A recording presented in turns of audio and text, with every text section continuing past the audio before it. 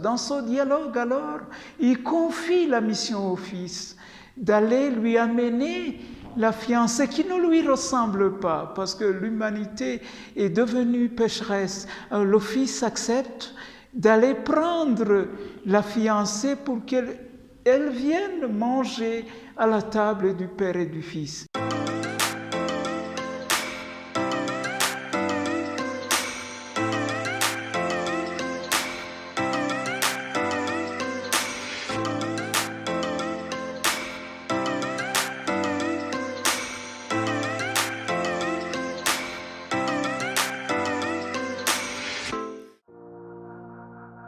Chers frères et sœurs, voici arrivé le jour de la fête de Saint-Jean-de-la-Croix et je vous souhaite une très bonne fête.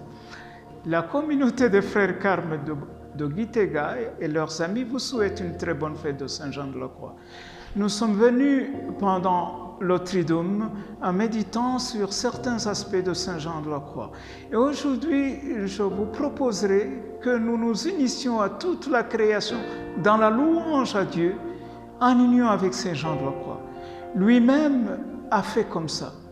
Le long poème qui nous est parvenu, que l'on appelle les romances, fait ce parcours où Saint Jean de la Croix est comme s'il entrait dans le mystère de Dieu pour voir ce que le Père dit au Fils, la réponse que le Fils donne au Père.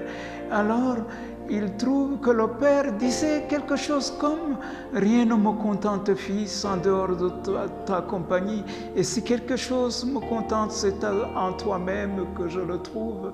Celui qui en toi ne te ressemble en rien, en moi il ne trouvera rien. » Et il continue comme ça. Dans ce dialogue, alors, il confie la mission au Fils d'aller lui amener la fiancée qui ne lui ressemble pas, parce que l'humanité est devenue pécheresse. Le Fils accepte d'aller prendre la fiancée pour qu'elle vienne manger à la table du Père et du Fils.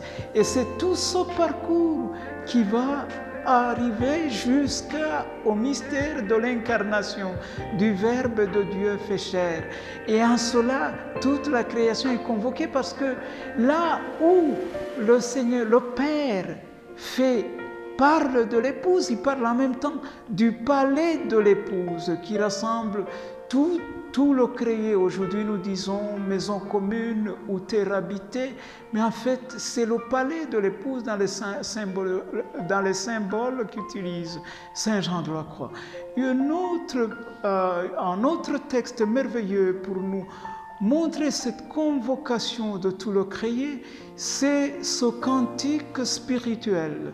La première strophe dit « Où t'es-tu caché, aimé, amollissant, gémissant, comme le cerf tu as fui, en m'ayant blessé, je sortis après toi, mais tu étais parti. » Donc l'âme qui sent qu'elle a été aimée par Dieu et qui sort à sa recherche. Qu'est-ce qu'elle trouve, comme nous tous, la médiation des réalités créées. Donc, la nature, la faune et la flore, l'humanité. Et alors cette âme demande à ce qui a été créé, est-ce que mon aimé est passé par ici? Dites-moi si vous l'avez vu. Et toute la création dit, il est passé par ici en répandant 1000 grâces, parce que toute la création porte une trace de Dieu, une trace de la beauté de Dieu, mais les créatures disent très bien à l'âme, il a répandu 1000 grâces, mais continue ta route, continue à chercher l'aimé, jusqu'à ce que l'aimé lui-même se révélera. Alors l'aimé, quand il se sera réveillé, toute la création sera comme transfigurée. C'est là que Saint Jean de la Croix pourra chanter « Mon aimé les montagnes, les vallées solitaires ». Donc, je vous souhaite que nous soyons comme Saint Jean de la Croix.